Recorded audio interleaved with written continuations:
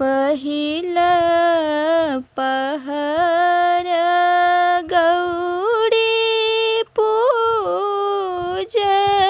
पूजलई हो बर मांगल हे आहे रे से जनक सन पकी माए सोने नारानी है दोसर पहर गौरी पूजलई है बर मांगल हे आहे मांगल दशरथ ससुर की सासु कौसल्या रानी हे आहे मांगल दशरथ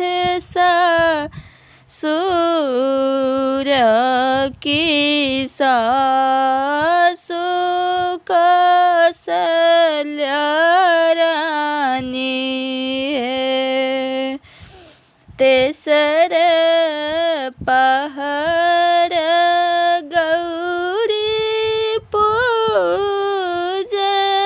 पूजलई हो बर मांगल हे आहे मांगल राम चंद्रकांत दियर बाबुल लक्ष्मण हे चारिमा पहर गौरी पूजलई हो बर मांगल हे आहे मांगल जनक पुर नैहर की सासुर अयोध्यासन है